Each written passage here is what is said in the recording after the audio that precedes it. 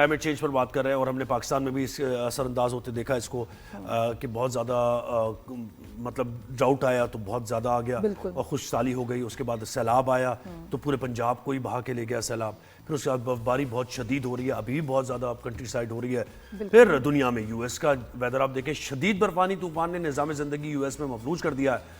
बर्फबारी के बायस हादसात हुए हैं, 30 अफराद हलाक हो गए हैं। Washington, New York, Texas, Oklahoma, new Jersey समेत दर्जनों रियासतें ऐसी हैं जहां सर्द हवाओं के साथ शदीद बर्फबारी और बारिश जारी है। बर्फानी तूफान के बायस अमरीका भर में 19,000 परवाजें भी मनसूख कर दी गई हैं। पाकिस्तान का मौसम कैसा है, इस पर हमें ज्वाइन किया है deputy director Met office Anjum Nazir भाई ने, और हमें ज्वाइन किया है क्लाइमेट चेंज से मुताल्लिक बताएंगी डॉक्टर ज़ैनब नईम, एक्सपर्ट है क्लाइमेट चेंज को लेकर। बहुत शुक्रिया आप दोनों ने वक्त दिया हमें। पहले अंजुम भाई से बात कर रहे थे। अंजुम भाई, जरा पाकिस्तान के मौसम से मुताल्लिक बताइए, कितनी बर्फबारी अभी मजीद होनी है, वेदर चेंज कब होना है, आहिस्ता आहिस्ता मॉडरेट होगा? जी देखें, बहुत शुक्रिया। जो वेदर सिस्टम था ये ऑलमोस्ट पाकिस्तान के अक्सर इलाकों से मूव हो चुका है।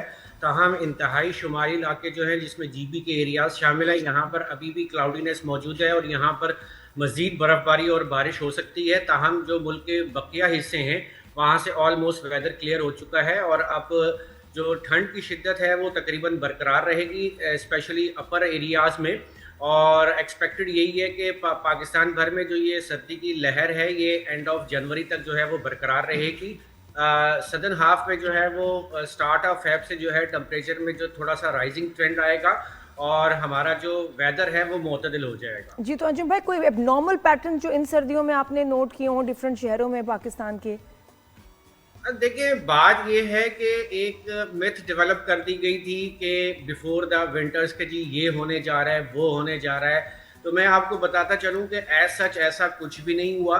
हमारे यहाँ जो रेनफॉल्स हैं या जो स्नोफॉल अब तक जो भी हुई है वो बिलो नॉर्मल ही है जितनी इस सीज़न में अब तक होती है। ऐसा कुछ भी नहीं हुआ है, कोई रिकॉर्ड ब्रेक नहीं हुए, कोई इंटेंसिव कोल्ड वेव नहीं आई है। It is usual weather. और अगर हम स्नोफॉल और रेनफॉल की बात करें तो दोनों अभी तक बिलो नॉर्मल ही हैं। अच्छा, तो जो सिंध में स्नोफॉल का हमने सुना गोरख स्टेशन, हाँ वहाँ बहुत पहले हमने सुना था। बाद में जो बर्फ वो जो स्नोफॉल हो रही है ये नॉर्मल है? जी, ऑलमोस्ट 13 इयर्स के बाद घोरकिल में स्नोफॉल हुई है। Ghorkil is high altitude area in Sindh और यहाँ पर जब कभी कोई स्ट्रॉन्ग वेदर सिस्टम आता है तो यहाँ पे बर्फबारी हो जाती है। नो डाउट वाली बात है कि 13 इयर्स के बाद जो है यहाँ पर स्नोफॉल हुई है। तो सही ना अनयूजुअल। और एबटाबाद में? एबटाबाद में तकरीबन 5 साल के बाद हुई। हाँ, तो थोड़े अनयूजुअल पैटर्न तो है ना। और ये नहीं, अनयूजुअल नहीं है। देखें, बात ये है कि एबटाबाद में पहले भी स्नोफॉल होती थी आफ्टर एवरी ईयर और 2 इयर्स। लेकिन ड्यू टू क्लाइमेट चेंज आप कह लें या कि राइजिंग ऑफ टेम्परेचर्स कह लें कि वो पैटर्न्स नहीं हो रहे। हमने ये देखना है कि जो हमारे यूजुअल पैटर्न से थे उनसे हम कितना आगे हैं या कितना पीछे हैं। अभी हम पैटर्न से पीछे ही चल रहे हैं, आगे नहीं गए। सही। और अच्छा, गर्मियों में ये पैटर्न फिर हमें देखना होगा कि अगर शदीद गर्मी आती है तो ऑब्वियसली क्लाइमेट चेंज की वजह से और सैलाब बारिशें, हाँ, सैलाब बारिशें वो भी आप प्रेडिक्ट करेंगे? मैं आपको ये बता दूं कि जिस तरह हमने इस्लामाबाद की विसिनिटी से वेजिटेशन कम की है, ये तो बड़ी आई एम अफ्रेड कि जो आने वाला टाइम है यानी कि ड्यूरिंग नेक्स्ट मंथ के एंड या अप्रैल में हमें इस्लामाबाद में शदीद गर्मी देखने को मिल सकती है। और इस साल को जो सामने बारिशों की आपको लगता है या सैलाब गॉड फॉरबिड उसकी कोई आपको लगता है कि प्रेडिक्शन करेंगे कि हो सकती है? देखें, ये कहना अभी बहुत कबल वक्त है कि हमारा आने वाला जो समर है उसके वेदर पैटर्न्स क्या होंगे या समर्स के जो हमारे रेनफॉल्स हैं वो क्या होंगे, क्योंकि अभी हम जनवरी में हैं। हमारे जो क्लाइमेट मॉडल्स हैं ये भी मार्च में जाकर जो है वो रीसेट होते हैं, जब जाके हमें मार्च और अप्रैल में जाके पता चलता है कि आने वाला हमारा समर कैसा है। लेकिन अगर हम जो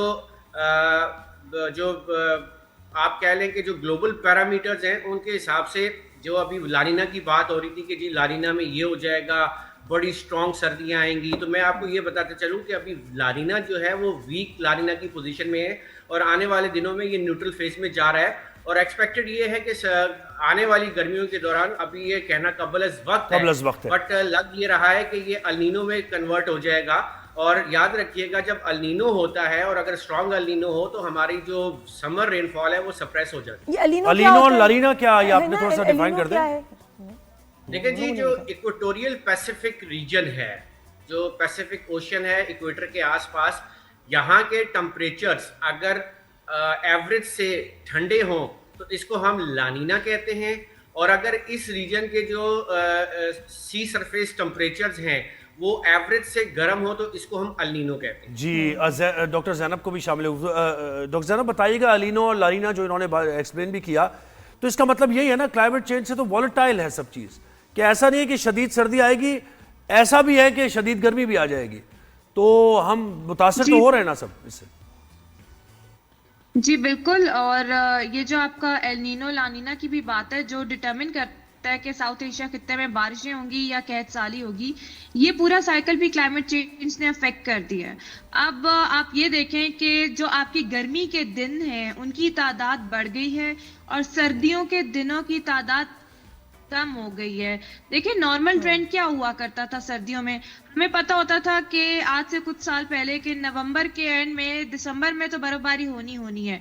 वो चीज थोड़ी सी आगे चली गई, यानी जनवरी मिड में जाके पिछले कुछ सालों से अब आप बर्फबारी देखते हैं। और एज पर इंटरनेशनल एक रिपोर्ट आई अभी रिसेंटली ही, उस पे बताया गया कि आपके हिमालय के पहाड़ों पे बर्फबारी कम हुई है मामूल से, और अगर अभी हो भी रही है तो फरवरी में जो टेम्परेचर होगा वो बढ़ेगा, बर्फ तेजी से पिघलेगी लेकिन जमेगी नहीं। यही पैटर्न हमने 2025 में देखा, और जिसकी वजह से वहां ग्लोव का सिलसिला शुरू हुआ। और आपके पास स्टोरेज कैपेसिटी भी इतनी नहीं है कि आप वो सैलाबी पानी या ग्लोव के पानी को किसी तरह स्टोर कर सकें, वो सारा भी जाया जाता है। तो हम लोग या एक्सट्रीम कहत में चले जाते हैं या एक्सट्रीम सैलाबों। तो जैनब, आपको क्या लग रहा है कि 2026 में हम लोग क्या एंटर हो रहे हैं एक सीवियर जो है क्लाइमेट चेंज के दौर में, जिस दौर से हमें डराया जाता था कि चीज़ें शुरू हो जाएंगी, और क्या ये वो दौर का आगाज हो गया है? देखिए मेरे हिसाब से तो हम लोग 2022 की जो मैनिफेस्टेशन थी, आपको याद होगा मरी का वाकया होता है, बर्फबारी का कितने लोग अफेक्ट होते हैं, फिर हफ्ते डेढ़ बाद आपकी हीट वेव शुरू हो जाती है, दरमियाना मौसम आता ही नहीं। हम तभी दाखिल हो गए थे क्लाइमेट इमरजेंसी की सिचुएशन में। उसके अगले साल जो दरमियाना मौसम होता है उसमें इतनी शदीद यालाबारी होती है कि खड़ी फसलें तबाह हो जाती हैं। तो अब ना आप लोग एक्सट्रीम वेदर इवेंट्स ऑलरेडी हम लोग एक्सपीरियंस कर रहे हैं और पिछले कुछ सालों से कर रहे हैं। तो ये कोई आज का नहीं कि हम दाखिल हो गए, हम ऑलरेडी इमरजेंसी की सिचुएशन में हैं। हम मोस्ट वल्नरेबल कंट्री हैं। सो दिस इज नॉट कि अभी होंगे, और ये हमने यही यूएस में देख रहे हैं ना, हम अभी -49 तक जब टेम्परेचर जाएगा, हालांकि यूएस में बर्फबारी होती है, शदीद सर्दी होती है, लेकिन ये उन्होंने भी एक्सपीरियंस नहीं किया, बहुत से लोग ये बताते हैं। देखें ये जो क्लाइमेट चेंज है इसको किसी बॉर्डर्स का नहीं पता, ये पूरी दुनिया को अफेक्ट करेगा। लेकिन हाँ, अफेक्ट जो लोग होते हैं, जो आपके तरक्की याफ्ता ममालिक हैं, वो उनके पास चीजें हैं, टेक्नोलॉजी है, उनको पता है कि उन्होंने अपनी आवाम को रिलीफ कैसे देना है, उनके पास पैसा है, फाइनेंस है। हमारे जैसे मुल्कों में देखें, एक यालाबारी होती है, अमीर की गाड़ी वो रिकवर करा लेगा, तबाह होगी, लेकिन जो बेचारे जिसकी बाइक टूटी वो कैसे उस चीज को बार बार ओवरकम करेगा। तो ये होती है वल्नरेबिलिटी कि हर बंदा डिजास्टर में तब्दील हो जाती है। जैनब, इस दफा तो हमने स्प्रिंग भी नहीं देखी, बाहर का सीजन या तो बहुत जल्दी आया, मैं सो रही थी, क्या हुआ, कोई नजर नहीं आया इस दफा स्प्रिंग, कोई फूल सब्जियां, स्प्रिंग होता था बिल्कुल। देखिए मैं जैसे वही मैं बात कर रही थी कि जो आपके दरमियाने मौसम है वो श्रिंक कर जाएंगे या गायब हो जाएंगे। ये आपके inter governmental panel on climate change, जो सबसे बड़ा पैनल है साइंसदानों का, वो अपनी 6ठी असेसमेंट रिपोर्ट में बता चुके हुए कि आपके दरमियाने मौसम गायब होना शुरू हो जाएंगे, और हम ये चीज एक्सपीरियंस कर रहे हैं। और अभी जैसे ये बात की, इस्लामाबाद पिंडी में जब दरमियाना मौसम शुरू होता था तो यूजुअली एलर्जीज बढ़ जाती थी और पता होता था कि ये बाहर का मौसम है।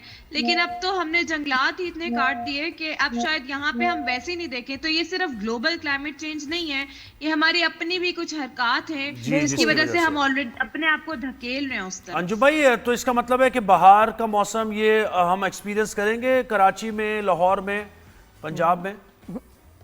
देखिए, अगर आप कराची की बात करते हैं तो कराची में तो बाहर का मौसम पता ही नहीं चलता।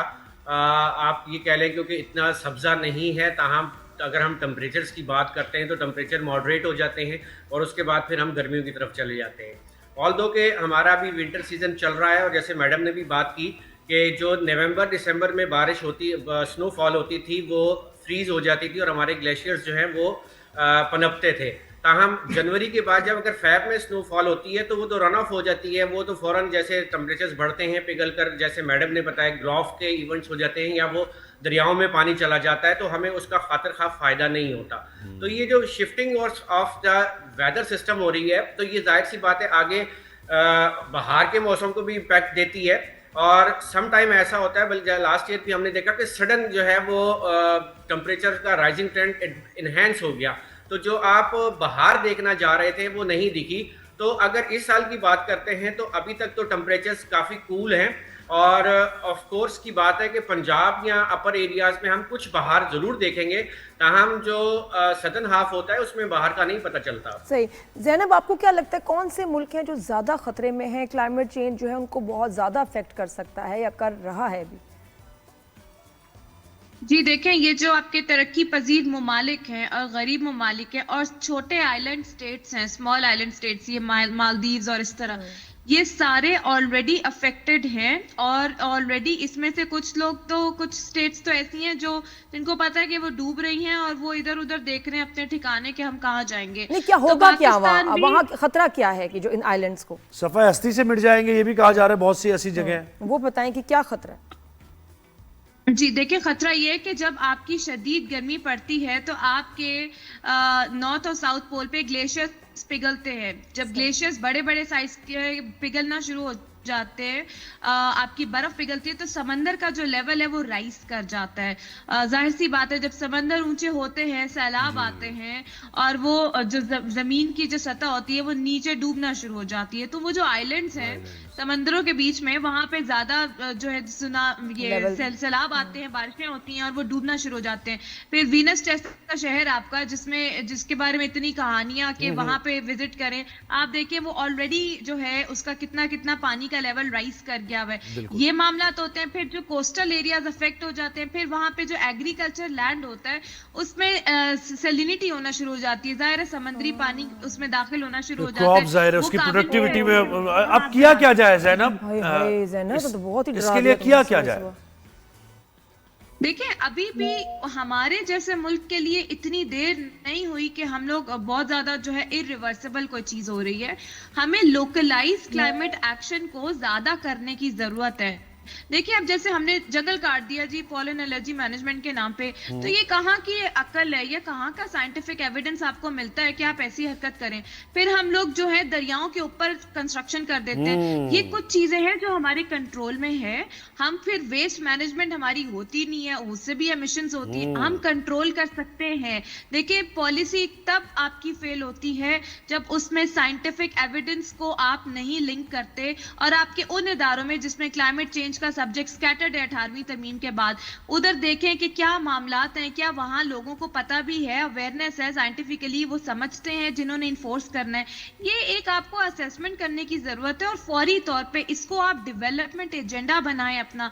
आपका डेवलपमेंट एजेंडा क्लाइमेट एजेंडा होगा तो तरक्की होगी, वरना एक सैलाब आता है और आपको 30 साल पीछे ले जाता है। तो फिर और अवाम में ये शऊर पैदा करें कि आपके घर उन जगहों पे नहीं बहुत ही इंपॉर्टेंट आपने ज़रा बात किया, और ग्रीन एनर्जी भी इसका एक पार्ट है, बहुत इंटीग्रल पार्ट है। बहुत शुक्रिया, आपने हमें वक्त दिया, और अंजू भाई आपने हमें वक्त दिया।